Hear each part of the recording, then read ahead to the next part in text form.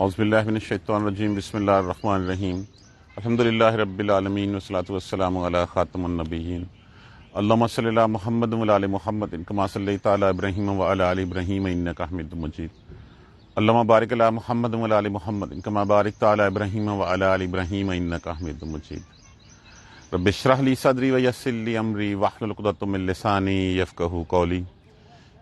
جہنمیوں کا حال بیان ہوا اور اس کے بعد پھر بتایا جا رہا ہے کہ وہ لوگ جو ایمان لائے اور عمل الصالحات نیک اعمال کیے۔ دیکھیے یہ دونوں لفظ جو ہے نا یہ لازم و ملزوم ہیں۔ اکیلے ایمان لائے بغیر ہمارا گزارا نہیں ہو سکتا، اور اکیلے اگر ہم صالح اعمال کریں تو تب بھی گزارا نہیں ہو سکتا۔ اگر ہم صرف ایمان لیں، کلمہ پڑھ لیں اور وہ نہ کریں جو اللہ سبحانہ تعالیٰ نے ہمیں کرنے کا حکم دیا ہے، تو ہماری مثال تو پھر وہ عبداللہ بن ابی جیسی ہو گئی۔ اس نے بھی کلمہ پڑھا تھا، وہ بھی جو ہے وہ آپ کے ساتھ نمازیں پڑھتا تھا، وہ بھی آپ صلی اللہ علیہ وسلم کے ساتھ جہاد میں بھی جاتا تھا، لیکن اس کے اعمال صالح نہیں تھے، وہ منافق تھا۔ ہم بھی اگر اللہ کے بتائے ہوئے راستے پہ نہیں چلیں گے تو پھر ہمارے اعمال تو صالح نہیں ہو سکتے۔ اور اگر میں کلمہ نہ پڑھوں، اللہ اور اس کے رسول کے اوپر ایمان نہ لاؤں اور نیک اعمال کرتا رہوں، تو نیک اعمال تو حاتم طائی کے کم تھے اس وقت۔ آج کے دور میں آپ کو جو ہے وہ 10 ایگزامپل جو ہیں وہ اور مل جائیں گی۔ دونوں چیزیں لازم و ملزوم ہیں، ایمان لانا اور اس کے بعد نیک اعمال کرنا۔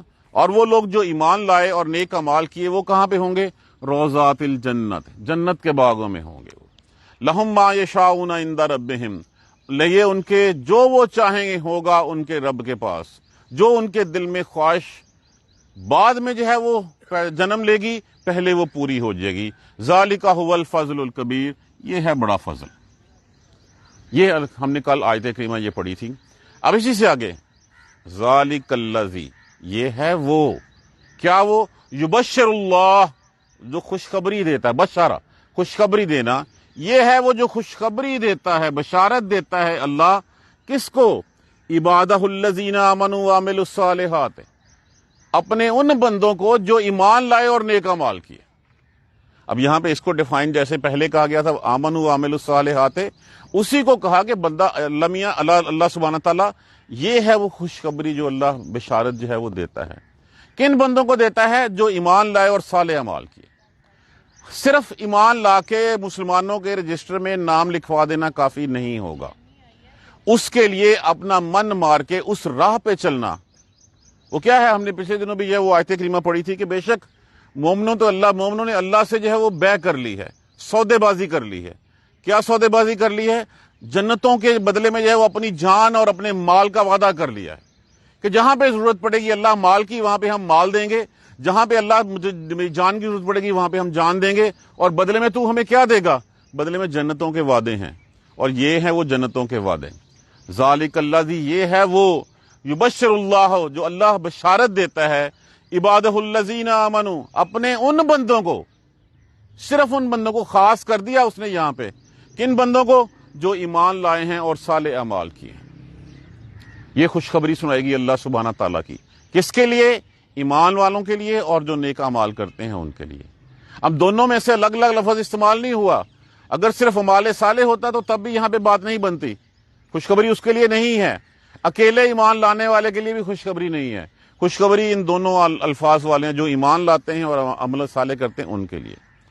پھر فرمایا جا رہا ہے، آپ صلی اللہ علیہ وسلم کو حکم دیا جائے، بتایا جا رہا ہے، کل کہہ دیجئے ان کو، لا اسألکم، سآلہ سوال کرنا، مانگنا نہیں، الف جو ہے وہ علامات مضارع کے طور پہ استعمال ہوا۔ کہہ دیجئے، بتا دیجئے ان کو، لا اسألکم، میں تم سے نہیں سوال کرتا، میں تم سے نہیں مانگتا، علیہ، اس کے اوپر، اجرن، کوئی معاوضہ، کوئی بدلہ۔ میں جو تبلیغ کرتا ہوں، میں جو تمہیں اللہ کا پیغام پہنچاتا ہوں، میں اس کے بدلے میں تم سے کوئی پیسے تو نہیں مانگتا۔ اب دیکھ لیجئے یہ فرق ہوتا ہے ایک نبی میں اور ایک دنیاوی دنیا کے طلبگار میں۔ دنیا کا طلبگار جو ہوگا وہ فوراً سے پہلے کام کرنے سے پہلے اس کا ہاتھ یہاں پھیلا ہوا ہوگا۔ یاد کیجئے کہ جس وقت وہ بلائے گئے تھے دوسرے شہروں سے جادوگر سارے، فرعون نے بلائے تھے، اور اب بلا کے انہوں نے آگے کہا تھا اچھا ہم اگر یہ مقابلہ جیت دیں تو ہمیں دے گا کیا تو؟ اس نے کہا تھا میں تجھے اپنے تکرم میں، اپنے خاص بندوں میں شامل کر لوں گا، تم میرے درباریوں میں شامل ہو جائے گے۔ جو تو دنیا کے طلبگار ہوتے ہیں وہ دنیا ہی مانگتے ہیں، اور جو آخرت کا طلبگار ہوتا ہے وہ دنیا والوں سے کوئی معاوضہ نہیں مانگتا۔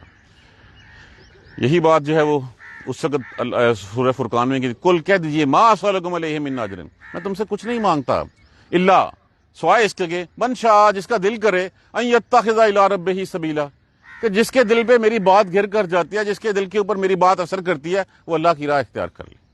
بس میں یہ چاہتا ہوں. یہاں پہ بھی قل لا اسألکم علیہ اجرا، میں تم سے کوئی معاوضہ، کوئی کچھ نہیں، بدلہ نہیں مانگتا، الا مگر المودۃ، مودہ لفظ کس سے ہے؟ واو دال، کیا معنی ہوتا ہے؟ چاہنا، ودہ یودہ، چاہنا، محبت، تمنا، یہ سارے معنی جو ہے وہ اس میں آ جاتے ہیں. قربا کس کو کہتے ہیں؟ رشتہ دار کو. الا المودۃ فی القربہ، سوائے چاہت کے اپنے رشتہ داروں کی. معنی اس کا کیا ہے؟ اس کا مفہوم کیا ہے؟ تم تو میرے رشتہ دار ہو. بندہ رشتہ دار کو کوئی نہ کوئی تو فیور دے ہی دیتا ہے. تم نے ایمان نہیں لانا نہ صحیح، تم نے اللہ کی راہ پہ نہیں چلنا نہ صحیح، اور میری راہ میں جو ہے وہ روڑے تو مت جو ہے وہ اٹکاؤ، میری راہ میں کانٹے تو مت بکھیرو، مجھے اذیتیں تو دو. کیا تمہارا رشتہ دار ہونے کی وجہ سے میرا اتنا بھی حق نہیں ہے کہ میں پیغام پہنچا سکوں؟ تم میرے لیے نہیں ماننا نہ مانو، لیکن میرے لیے مشکلات تو نہ پیدا کرو. اس سے کچھ اور مفہوم بھی لیا گیا ہے، اور وہ مفہوم اس کے قریب ترین لگتا نہیں ہے. پرٹیکولرلی وہ ہمارے جو اہل تشریح بھائی ہیں انہوں نے لیا ہوا ہے، سوائے چاہت کے اپنے رشتہ داروں کی، سوائے محبت کے اپنے رشتہ داروں کی. انہوں نے اسے مفہوم مراد لیا ہے کہ مگر محبت، چاہت میرے عزیز و قرب کی. عزیز و قرب کی کیا؟ انہوں نے کہا فاطمہ رضی اللہ تعالیٰ عنہ اور علی رضی اللہ تعالیٰ عنہ اور حسن حسین رضی اللہ تعالیٰ عنہ. لیکن اس میں ایک بات جو ہے وہ بڑی غور کرنے والی ہے کہ یہ صورت مکی صورت ہے، اور اس وقت تک حضرت فاطمہ حضرت علی کا نکاح بھی نہیں ہوا تھا، تو اولاد تو بڑی دور کی بات تھی اس وقت. اور دوسری بات یہ ہے کہ رسول اللہ صلی اللہ علیہ وآلہ وسلم کبھی کسی نبی نے جو امام الانبیاء ہیں، کیا وہ اپنے رشتہ داروں کی، انہوں نے کہا میں کوئی اجر ہی نہیں مانگتا. جب پہلے ہی کہہ دیا ہے میں کوئی اجر نہیں مانگتا، تو یہ تو اگر ہم اس سینس میں اس کو لے جائیں تو پھر یہ اجر ہی ہو گیا کہ میرے رشتہ داروں سے، میرے عزیز و قارب سے، میری آل اولاد سے محبت کرو. اس کا مفہوم یہ نہیں بنتا. اس کا مفہوم صرف یہی ہے کہ سوائے رشتہ داری کی قرابت کے، کہ تم میرے رشتہ دار ہو، میرے عزیز ہو، میرے قبیلے والے ہو، بھائی بند ہو، تمہارے ساتھ پلا بڑا ہوں، تم نے میری بات نہیں مانی نہ مانو، کم از کم مجھے تکلیف تو مت دو، مجھے اذیت تو مت دو، مجھے اللہ کا پیغام پہنچا لینے دو. ہاں وَمَن یقترف، اب یہ لفظ کیا ہے؟ اقترف، کاف رے فے. اب اس کا معنی کیا ہوتا ہے؟ اس کا اصل معنی تو اگر ہم لغوی معنی میں جائیں، اس کا معنی ہوتا ہے کوریدنا، کھال اتارنا، چھلکا اتار لینا. لیکن استعارہ کے طور پہ اس کو استعمال کیا جاتا ہے کسی چیز، کوئی کام کرنے کے، کوئی عمل کرنے کے، کوئی کمائی کرنے کے. تو یہاں پہ یہ اسی معنی میں ہوا یقترف حسن، اور جس نے کی کوئی بھلائی، جس نے کوئی نیکی کی، نزد لفظ کس سے ہے؟ زائد. ہم زائد کر دیں گے، بڑھا دیں گے لہو اس کو، فیہا حسنا، اس میں اس کی اچھائی کو. اگر کوئی نیکی کرتا ہے تو ہم اس کی نیکی کو بڑھا دیتے ہیں. میں جو تم سے کہہ رہا ہوں کہ میری راہ میں اذیت مت دو، مجھے راستے میں روڑے مت جو ہے وہ ٹکاؤ، کانٹے مت بکھیرو. اگر کوئی تم میں سے کوئی نیکی کرے گا تو اللہ سبحانہ تعالیٰ کہتے ہیں کہ میں تمہاری نیکیاں اس میں سے بڑھا دوں گا. ہو سکتا ہے تجھے جو ہے وہ تمہیں راست پہ جو ہے وہ لے آؤں میں. کیوں؟ ان اللہ، بے شک اللہ، غفور شکور، غفور فعول کے وزن کے اوپر بہت بخشنے والا، بہت قدردان ہے. اللہ تمہاری ہر نیکی کی قدر کرتا ہے. تم اس کی طرف، وہ ہے نا کہ اللہ کی طرف اللہ کہتا ہے میری طرف ایک ہاتھ بڑھا میں دو بڑھاتا ہوں، تو میری طرف چل کیا میں تیری طرف دوڑ کے آتا ہوں. بندے کو بندے سے زیادہ پیار اللہ سبحانہ تعالیٰ کرتے ہیں. اللہ کو اپنی مخلوق سے کتنا پیار ہے کہ وہ کہتا ہے تو ایک دفعہ حامی بھر سہی، ساری عمر تم نے گناہ کیے ہیں، چاہے تمہارے گناہ زمین و آسمان کے سارا اس کے برابر ہو جائیں، تب بھی تو ایک دفعہ مجھ سے معافی مانگ لے، میں تجھے معاف کر دوں گا. وہ بہت بخشنے والا ہے، وہ بہت قدر کرنے والا ہے کہ کون کس نیت سے کیا کرتا ہے، اس کو ہر چیز کا پتہ ہے، وہ قدر کرنے والا ہے تمہاری. تو جو کوئی نیکی کرتا ہے اللہ کہتا ہے ہم اس میں اور جو ہے وہ بڑھوتری کر دیتے ہیں، اس کو بڑھا دیتے ہیں، ہم اس میں اضافہ کر دیتے ہیں. اللہ بخشنے والا ہے. دیکھیے ایسے بھی ہے کہ ساری عمر گناہوں میں لسڑا رہا بندہ، 99 قتل کر کے جو ہے وہ معافی کا طلبگار ہوا، 100واں بھی کر بیٹھا، صرف کہا اس طرف چلا جا جس طرف نیک لوگ رہتے ہیں، تو وہاں پہ جو ہے سارے لوگوں کی محفل میں بیٹھے گا اور تو پاک صاف ہو جائے گا. راستے میں گیا، یہ اللہ سبحانہ تعالیٰ نے بخش دیا اس کو، صرف کتنے قدم کا فاصلہ تھا۔ تو اللہ تعالیٰ بخشنے والے، بہت قدر کرنے والے ہیں۔ اب اس کے بعد کیا الزام لگاتے تھے آپ صلی اللہ علیہ وآلہ وسلم کے اوپر کہ یہ خود گھڑ لیا ہے یہ قرآن، کہ خود بنا کے لے آئے ہیں قرآن۔ ام یقولون، کیا وہ یہ کہتے ہیں، یقولون نفترا، افطرا سے، افطرا کا معنی کیا ہوتا ہے؟ گھڑنا، جھوٹ باندھنا، اللہ کاذبا، کیا وہ یہ کہتے ہیں کہ اللہ پہ جھوٹ باندھ لیا اس نے، اللہ پہ جھوٹ گھڑ لیا؟ کیا جھوٹ گھڑ لیا؟ کہ یہ کتاب جو ہے وہ اللہ کی طرف سے کوئی نہیں اتری، یہ کتاب محمد صلی اللہ علیہ وسلم معاذ اللہ سبحانہ اللہ خود بنا کے لے ہیں، خود گھڑ لی ہے اور نام لگا دیا ہے اللہ کا۔ یہ بیسیکلی جو ہے وہ ان کو ملامت کی جا رہی ہے کہ کیا وہ یہ کہتے ہیں؟ ٹون دیکھیے اس فکرے کی، ام یقولون، کیا وہ یہ کہتے ہیں اللہ افطرا، یقولون افطرا اللہ کاذبا، کہ اللہ کے اوپر جھوٹ باندھ لیا ہے؟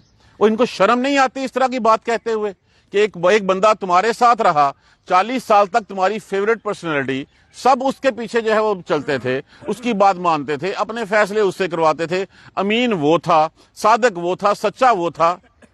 اب اگر اللہ کا نبی ہو گیا، وہ اللہ نے اس کو نبی کا درجہ دے دیا اور اس نے اللہ کا قرآن تمہارے سامنے پیش کر دیا، تو تمہارے نزدیک سب سے زیادہ جھوٹا وہ ہو گیا؟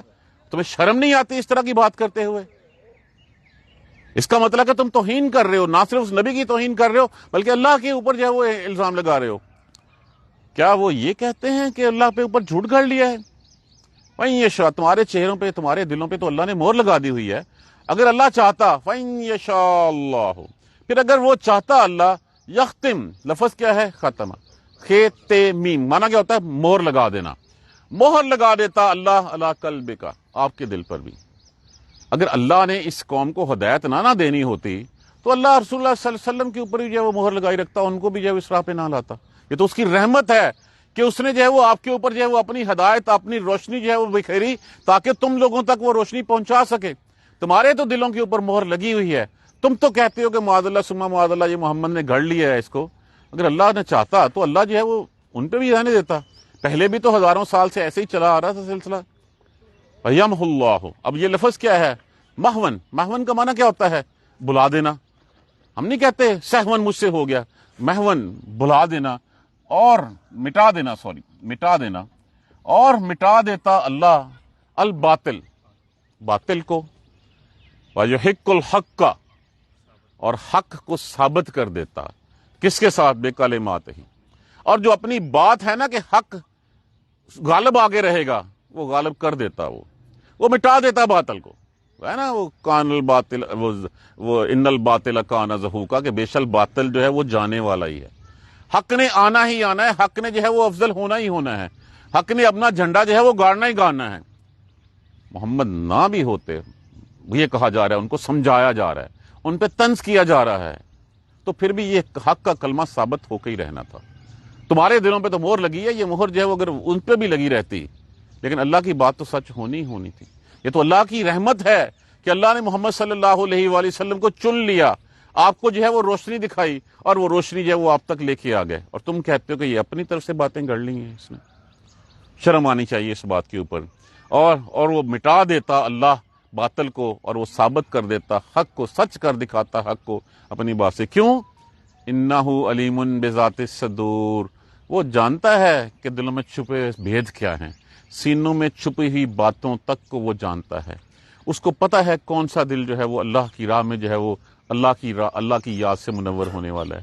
اس کو پتا ہے کہ کس کے دل میں کینہ و بغض بھرا ہوا ہے، وہ سب کچھ جانتا ہے۔ انہ علیم بذات الصدور، بے شک وہی ہے علیم، فعیل کے وزن کے اوپر اللہ سبحانہ تعالیٰ کے اسماء حسنہ میں سے سینوں کے چھپے بھید جو ہے وہ جانتا ہے۔ والذین آمنوا وعملوا الصالحات، اور وہ لوگ جو ایمان لائے اور نیک اعمال کیے، فی روضات الجنت، وہ جنت کے باغوں میں ہوں گے، لہم ما یشاؤون، ان کے لیے ہوگا جو وہ چاہیں گے، عند ربہم، ان کے رب کے ہاں، ذالک ھو الفضل الکبیر، یہ ہے بہت بڑا فضل اللہ سبحانہ تعالیٰ کا کہ وہ جنتوں میں جائیں گے، جو چاہیں گے وہ اللہ سبحانہ تعالیٰ ان کو جو ہے وہ عطا فرما دیں گے، جو ان کے دل میں آئے گا۔ یہ ہے سب سے بڑا فضل اللہ کا، اور جس کے اوپر یہ فضل ہو جائے اس کے لیے پیچھے کیا رہ جاتا ہے؟ اسی کی خوشخبری سنائے گی۔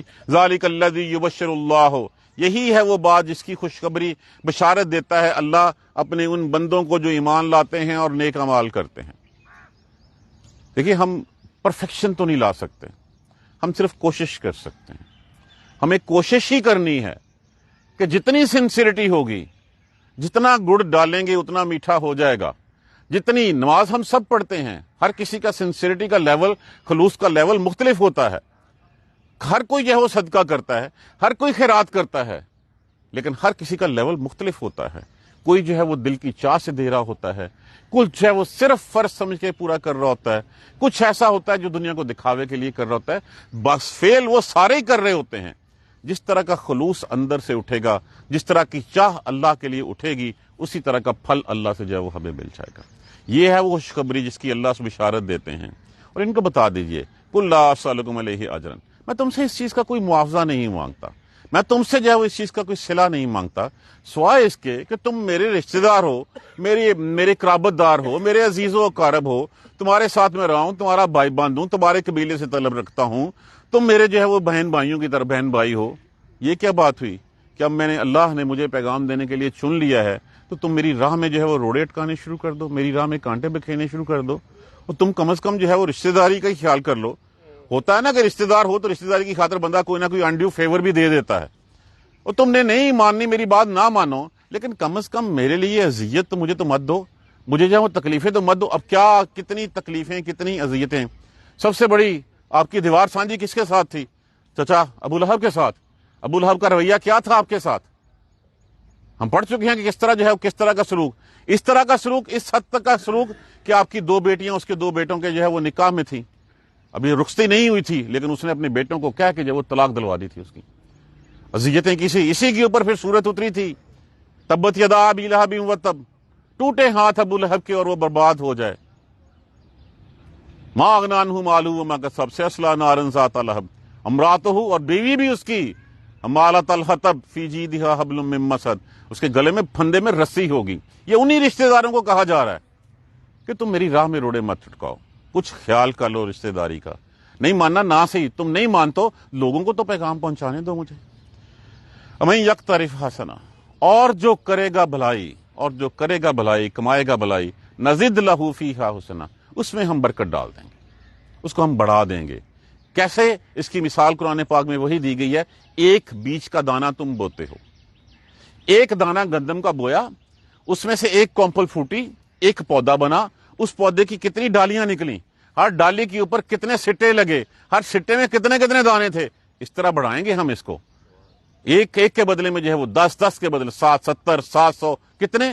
واللہ یرزق من یشاء بغیر حساب، جس کو چاہتا ہے وہ بے حساب دیتا ہے. پھر یہ اتنا بڑھایا ہے، اتنی بڑھوتی کی بات کر رہا ہے کہ اللہ کے جو کرتا ہے کوئی نیکی، نزد لہ فیہا، ہم اس میں اضافہ کر دیتے ہیں. اللہ بہت بخشنے والا، بہت قدردان ہے. ام یقولون افترى علی اللہ کاذبا، کیا وہ کہتے ہیں کہ اللہ پہ جھوٹ باندھ لیا اس نے؟ کہتے ہیں تعجب کے ساتھ یہ کہا جا رہا ہے. وہ یہ کہتے ہیں کہ اللہ کے ساتھ اللہ کے اوپر جھوٹ باندھ لیا اس نے. کسی اور کی جرت کی، کسی اور نے جو ہے ایسی بات کیوں نہیں کر دی؟ اس کی اور کے اوپر قرآن اترا ہی نہیں تھا. اترا محمد پہ تھا تو محمد صلی اللہ علیہ وآلہ وسلم نے وہ دے دیا.